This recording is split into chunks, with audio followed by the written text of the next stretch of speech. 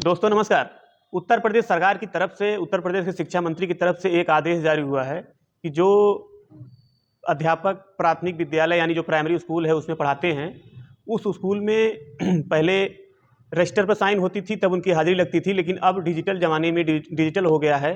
अब उनको समय से आकर के अंगूठा लगाना होगा यानी फिंगरप्रिंट लगाना होगा, तब जाके उनका मान्य होगा कि ये ड्यूटी पर आए थे।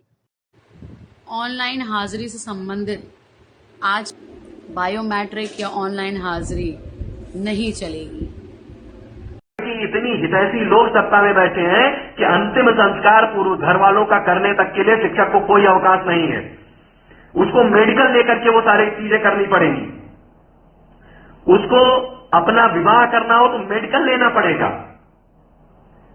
कोई मतलब लॉजिक ही नहीं है इस बात का। किस आधार पर हम चले जाएं, किस मुंह से कहें?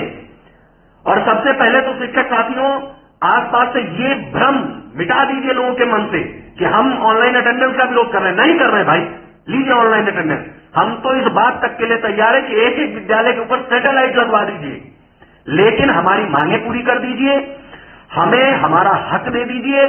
हम आपको जम करके पढ़ा करके दिखाएंगे। और आप प्राइवेट स्कूलों में 3 साल में एडमिशन दे देते हैं, 6 साल तक कौन अपने बच्चे को रोक के रखेगा? और फिर कहते हैं नामांकन नहीं हो रहा है।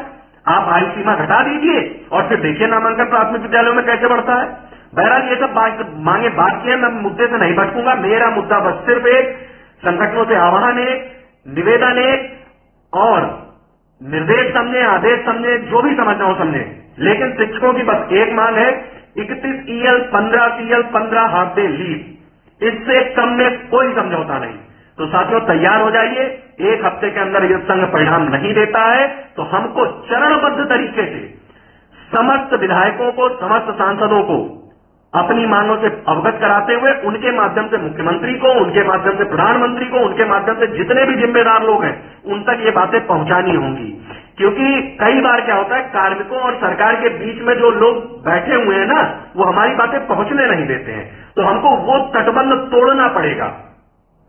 हमारे शिक्षा मंत्री जी को हमारे साथ में आना होगा। हम उनके अधीनस्थ कर्मचारी हैं, हम किसी और के अधीन नहीं है।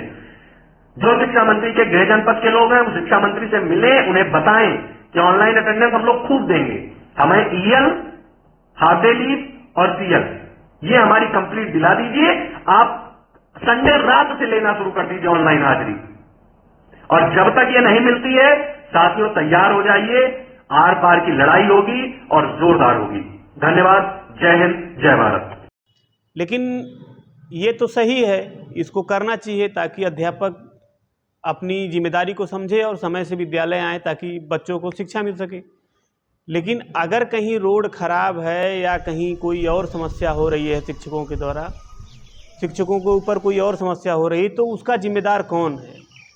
अब जैसे ही ये आदेश आया है तब से तमाम शिक्षक कोई अपनी सड़क को लेकर के, कोई अपनी अलग अलग, अब बारिश का मौसम है, तमाम जगहों पे कहीं नाले बह रहे हैं, सड़कें बह रही हैं, ये कीचड़ वो कीचड़, ये है बसौपुर प्राथमिक तो विद्यालय तमाम जो जाने का समस्याएं हैं टीचर को आने के लिए, हालांकि इस पर विरोध बहुत हो रहा है। इसलिए हो रहा है कि शिक्षक की भी कोई दिक्कत हो सकती है, कोई समस्या हो सकती है सामने, उस समस्या को सरकार नहीं देख रही है। शिक्षक का कहना है कि सरकार नहीं देख रही है और हमें इस तरह की समस्याओं से उलझ करके विद्यालय आना पड़ता है।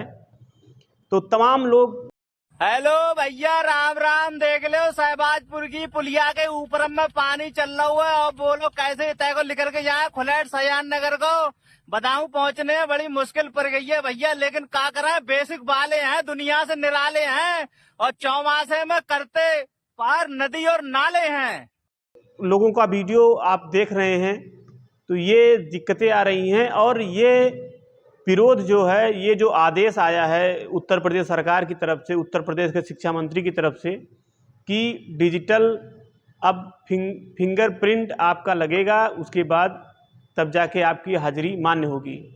लेकिन ये 2023 में भी आदेश आया था, लेकिन 2023 में शिक्षक संघ के द्वारा ज़्यादा विरोध होने के नाते उसको रद्द कर दिया गया। यही योगी सरकार थी, उसको रद्द कर दिया गया। लेकिन फिर दोबारा क्या सोचा अधिकारियों ने, क्या सोचा मंत्रियों ने, फिर दोबारा ये 2024 में ये आदेश लागू हो गया कि 8 जुलाई 2024 से अब शिक्षक विद्यालय आएंगे तो उनको फिंगरप्रिंट लगाना होगा, तब उनकी उपस्थिति मान्य होगी, अन्यथा वो गैर हाजिर माने जाएंगे।